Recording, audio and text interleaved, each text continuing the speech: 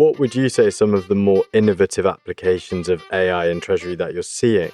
AI in Treasury is no longer about automation. It's still important to look at it for automation and not to maybe get distracted by the shininess of AI when there's things like RPA. I'm Devesh Patel, editor at Trade Finance Global. And I'm Eleanor Hill, editorial board member and resident Treasury guru at Trade Finance Global. Welcome to Trade Finance Talks, your go-to trade, treasury and payments podcast, brought to you by TFG. All year, the financial industry has been blunt about unprecedented volatility.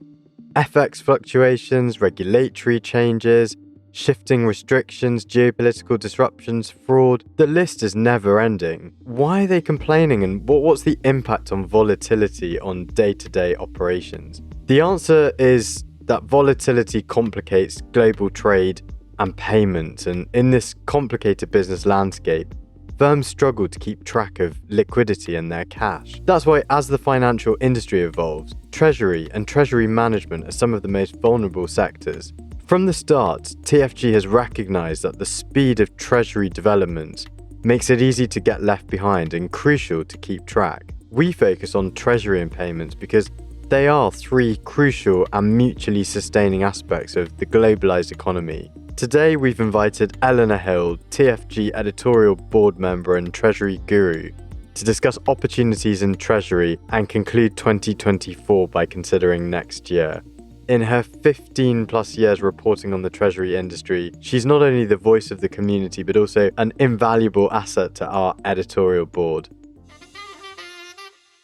Eleanor, welcome to Trade Finance Talks. Thank you so much, Devesh. It's wonderful to be here with you. You're now part of the TFG editorial board and you've recently started your own treasury content company. Tell us a bit more about what you're aiming to bring to the treasury community. It's all been going on in 2024. It's been a bumper year for me, but I'm so delighted to be on TFG's editorial board, particularly as it is gender balanced, and that is very rare in our industry, and I know it's something that's important to both of us. But yeah, I've been launching my own treasury content company, giving me really an opportunity to focus on content that's relevant and actionable for treasurers, but also fun, and this is one of the key things, and I think it's missing in a lot of content that's out there at the moment. B2B content tends to be a little bit dry, but we're all consumers at the end of the day. We're all humans, so trying to bring that little bit of fun, little bit of mischief, a little bit of humour here and there, but also coming back to the point around the gender balance in the editorial board, I really want to be more inclusive in the content that I'm producing. So interviewing younger treasurers, not just the senior ones. This is always an issue, particularly on podcasts. People say, well, no one's going to want to listen to a treasury manager or a treasury analyst. You don't know because you haven't given them the platform. And it's bringing through that next generation of the pipeline. And it's something that I'm really passionate about, ensuring that there's proper representation across all DEI elements and just building more inclusive spaces, particularly for women in finance. And I know we've got the Women in Trade, Treasury and Payments event 2025, which will be even bigger and better than 2024. So lots going on, essentially just trying to make treasury content more engaging, less jargon-filled, and ultimately more useful. That's exactly what we like. And I guess reflecting on your experience, Eleanor, as the voice of the treasury community, how has your perspective on treasury media and industry content changed over time? Are there areas you'd perhaps like to see more of in 2025? I think it has changed enormously over this time. In the early days, it was very much mailing out magazines to people and, they might read it or it might sit in probably a plastic wrap. We've moved on from that sustainability-wise as well. But you never knew who was really engaging. But in this digital world, it's incredible. And there's so many different formats like this podcast, like webinars. I think people are really enjoying having those different ways to access content, and it speaks to neurodiversity as well, having all those different channels, different formats for people. I think it's really noticeable how treasurers value content that is practical rather than promotional. It's a very hard balance to get because B2B media is obviously driven by sponsorship, which we're immensely grateful for, but it's trying to get that thought leadership angle through all the time as well. So it's really about prioritizing the storytelling side of things, which is where my company name Treasury Storyteller comes to. And it's just connecting the content with actual treasury strategies that have a proper impact on business performance. And that's something that I'd love to see more of in 2025. Just real practical takeaways that everyone can go out and apply, which is going to be really interesting as AI comes more on the scene as well, because there's lots going on there. And then the peer-to-peer discussion, I think, is an element that's perhaps missing a little bit in the Treasury space at the moment. There's pockets of it that's not everywhere. So that's something I'd love to bring out a little bit more next year as well. It's interesting because you go on transport, you watch the way people consume content. And whenever I go on a train, I see people on their phones, usually scrolling through video after video. But if you can provide really educational thought leadership content in different formats, I think it's hopefully valuable and educational to that community. And to your point on AI, I mean, the number of people, myself included, now using artificial intelligence or LLMs as my search engine now to give me pretty good answers is going to be game changing for the whole community, right? Absolutely that. And there's a few interesting people on LinkedIn building some treasury LLMs at the moment. So yeah, keep an eye out for that. I guess that leads on to my next question. What do you see as the biggest shifts in treasury and treasury management that you see corporate treasurers starting to adopt in 2025? Do you think there are any particular trends or changes that we might not even be fully prepared for yet? AI has got to be top of that list, to be honest. And we'll probably talk about that in a little bit more detail further on. There's just so much going on, not just Gen AI, but people using Python, learning how to do it themselves. It's absolutely incredible. They've come a huge way already, but it still comes back to those really basic tasks that treasurers have been trying to sort out for ages. So if you speak to treasurers about what they want to fix with AI, it's cash flow forecasting. And the cash flow forecasting has been the number one issue for people for as long as I've been writing about treasury, and we're still not there. So I think there's technologies that are becoming transformative. AI is one of them, as I said, real-time treasury, real-time payments. We've got ISO 20022. There's a lot of talk about that at Eurofinance and Cybos with the format changes. Treasurers have got a lot of work to do there, particularly around structured data, making sure that it's all in the right place. That will then enable their payments to go through smoothly and enable that real-time treasury shift. There's been a lot of talk about this until now, but not actually a whole lot of action.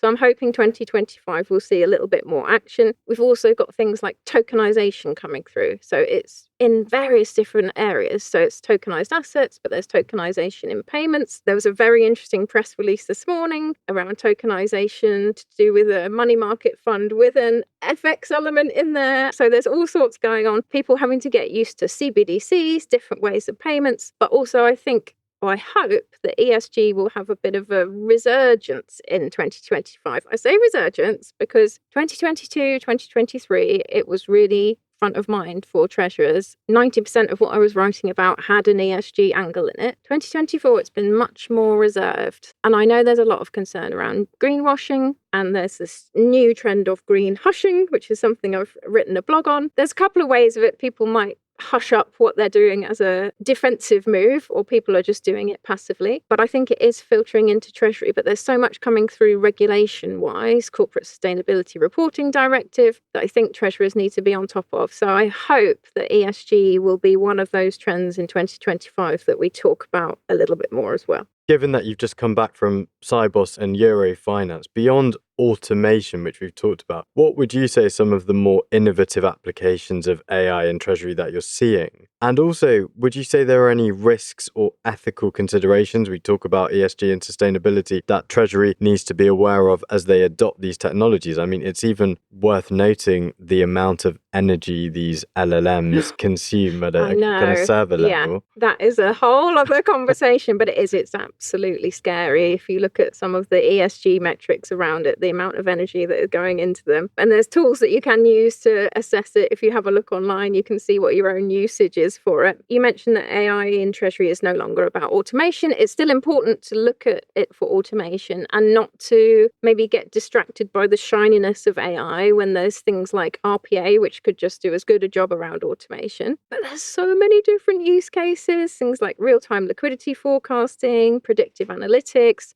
Seen a very interesting case study around FX forecasting, using AI to do that and to improve the accuracy there. And Gen AI within Treasury as well. So very basic stuff. It's almost being a personal assistant to the treasurer and doing things like data analytics, helping with presentations, but also some quite key jobs like writing Treasury policies. And that sounds a bit scary and maybe a bit out there or something that you wouldn't necessarily want to use AI for. But I've seen some of them and they're, 80, 90% there. They just need a bit of a tweak. So there's a lot of interesting applications of AI going on for sure, but always with caution. We mentioned the energy side of things. There's also ethical considerations around bias in data sets. Gender bias? Gender bias, massively. If you ask an image generator to give you a CFO, we're pretty sure they're going to be a white man. There's an awful lot to think about there. You need to think about responsible use of data, security, data privacy, all of these things, using it within company guidelines. And so it's just about building those governance structures around AI as you're adopting it and just being cautious and always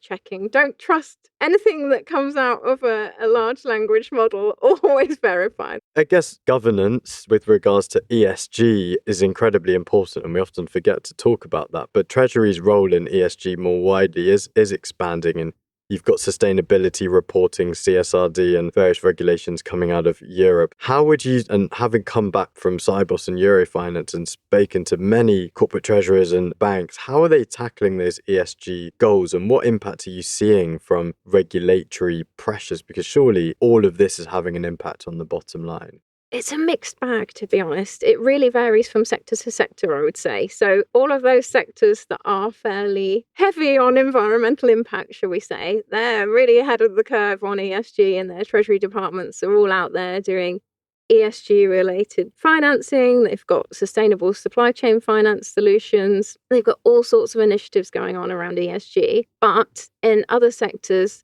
really very much behind the curve, and people are not necessarily seeing the need to turn everything into an ESG solution. Even though there are a lot of different ideas out there, there's ESG-linked FX derivatives, there's all kinds of things that you can do these days, but corporates have become quite, I would say, skeptical, but maybe they're questioning a little bit more than they were 3 or 4 years ago, particularly when the banks are relabeling things as ESG and the onus is on the corporate to be sustainable, not the bank. So there's a definite discussion to be had between the corporates and the banks to make sure that there's actually an equitable input around ESG. I did mention earlier that Eurofinance, it was really noticeable that the conversation around ESG was less.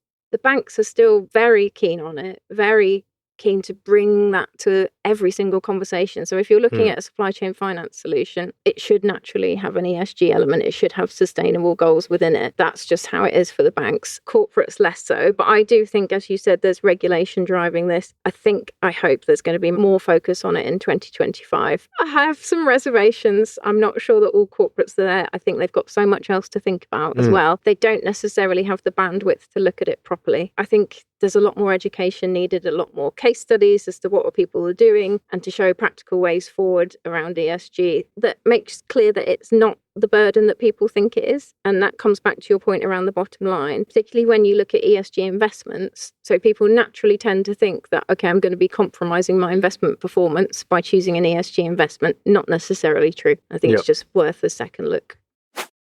Hey, enjoying this podcast? Hit that follow button for more. Done? Let's get back to it. It's how do we turn cautious pessimism around ESG into cautious optimism? Let's talk about DEI, and thank you for bringing it up at the start of the podcast. And for those listeners who don't know what DEI stands for, diversity, equity, and inclusion. In finance, they're crucial in trade, treasury, payments, and I think it's pretty clear when we go to most of these conferences that the treasury function is often underrepresented in this discussion. What shifts are you seeing in treasury with regards to DEI, and where do you think we could be doing more? It's really interesting. I think there's still a long way to go is the bottom line. I think, sadly, particularly if I look back at maybe the panels that I've moderated over the last year or so, it's 90% men and it's probably 80% white. And there's a huge discrepancy in terms of the general population and the people that are coming into Treasury. There's some interesting statistics from the ACT which suggest that actually the pipeline for younger talent, the people taking the entry-level exam exams, there's more women coming through. I'm hopeful that change is slowly starting to happen, but it's keeping the women later in that journey. We all know that women tend to drop off at the senior levels. I think there's a big push to do there around how we keep women engaged. It's just so much more that we could all be doing. I think mentorship is massively missing. We need more DEI committees. We need more events bringing women together, but also emphasizing male allyship. We need more visibility for diverse leaders. And this is something that I spoke about at the beginning, which is getting people on podcasts. You know, if you can't see it, you can't be it. It's that element. And making sure that we really are showcasing the talent that's out there and making people aware this is possible. Also educating people around some of the risks, some of the threats out there to DEI. And this comes back to the AI piece, which is the LinkedIn post that you referenced. I gave a speech recently to women in working capital, speaking about how AI is actually increasing the gender gap in the workplace. And men are using AI much more than women as a productivity tool in the workplace. And therefore, they're getting different opportunities. Women are falling behind. There's various different reasons for this. But therefore, I'm trying to promote a message within the Treasury community that I would love to see women get involved in AI and make sure that they're having the same opportunities as men as well. So it's bringing those slightly different discussions to people, making them think about things that they might not have done in the past, and just highlighting the value of diverse thinking over and over again, particularly in areas like risk management. You don't want everyone thinking the same. That's the worst thing for risk management. It's just continuing to push the message, which is hard because it's one of those things that people do get a bit complacent about, or they perhaps get bored of hearing, oh, it's not talking about women again, or lack of visibility for disability. People tend to switch off. So it's finding different ways to engage people.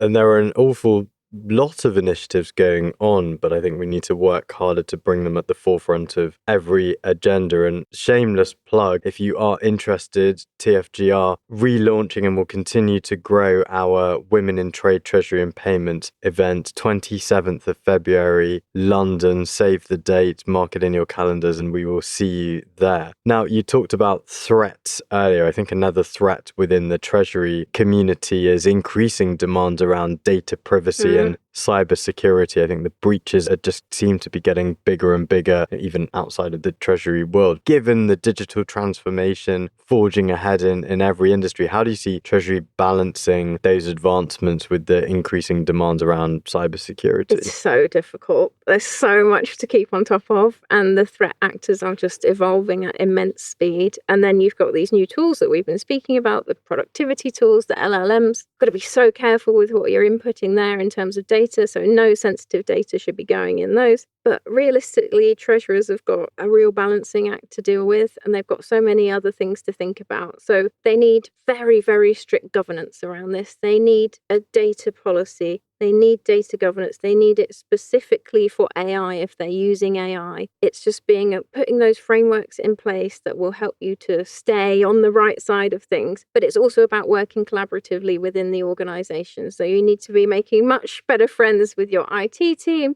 with your security team, and making sure that you're all on the same page. It really is the only way forward. There's nothing else you can do. You're always going to be a target, but it's about thinking about data in a slightly different way than we have in the past. So data is actually now a corporate asset, and that's how you have to think about protecting it. Interesting. Data is now a corporate asset. I guess that leads well into the next question, is because Treasury roles continue to become more influenced by technology, but they also become more strategic as that technology advances. What skills would you say are becoming indispensable for treasurers, particularly around data analytics, for example? Yeah. Interestingly, it's not really the technical treasury skills anymore that anyone is looking for. And even if you look down some of the job adverts, it will say treasury qualifications kind of nice to have. People are really looking for the ability to think strategically, but also to have conversations with the C-suite where you can actually influence. The role of the treasurer has changed so much over the last 10 years, from being stuck in an ivory tower in the back office to really having discussions with the CFO, the rest of the C-suite, making those strategic decisions that are changing the future of the company, particularly in the digital age. It's all about communication, it's soft skills, it's understanding of cybersecurity, things like data analytics. Yes, it's helpful, but there's also tools that are out there that can do them. So it's just staying up to date with your IT skills, I think, is fine. It's more actually the human element of things that is becoming so much more important. So there's all these courses that are coming out, which is data storytelling, being able to interpret the outputs of all of this technology that's coming through. That's actually your core skills. But also I would say agility, adaptability, because there's so much always going on. The one that we talked about so much through the financial crisis and through COVID, which is resilience, because treasury is a really stressful job and we're not going to kind of sugarcoat it. It really is. There's always something going on. There's always a fire to put out. There's always tens and thousands of different priorities to keep on top of. And it's just being really aware, particularly if you're running a high performing team, of things like burnout. So it's not just the IQ, it's the EQ these days as well, and the TQ, which is the tech side of things. One final question in relation to maintaining agility and resilience as we look towards the future. What's one key piece of advice for treasurers navigating this transformative period? Often they have small teams and fairly restricted budgets, etc. It's just focus on your people. They are the ultimate corporate asset, not your data. It is a corporate asset, it's coming. Just focus on prioritizing their well-being and their happiness so that they perform well within the organization. Also look at your strategic partnerships internally. Again, you'll get more out of a small team if they're working well in collaboration with other departments. It might be sales, procurement, it might be IT, it might be an ESG function. If you're happy working together and having proper conversations as human beings, it's always going to be much better for you in terms of navigating that transformation successfully. And also on that human element, I would say really lean into the community element of things. I mentioned earlier the peer-to-peer side is slightly missing in treasury. There's some networks, but there's a lot going on LinkedIn. I'm always available for a chat. If someone wants to message me, go for it. I can connect you with lots of different people as well. And hopefully with the events that we'll be putting on through TFG, give people an opportunity to connect. Just don't underestimate the importance of those human connections, but also continuous learning. So don't fall asleep at the wheel and make sure that you're evolving as the landscape is evolving. That's my best advice. Thank you very much. That was Eleanor Hill bringing humanization to Treasury. Eleanor is our editorial board member at Trade Finance Global. Thank you very much for joining us. It's been a pleasure. Thank you for having me.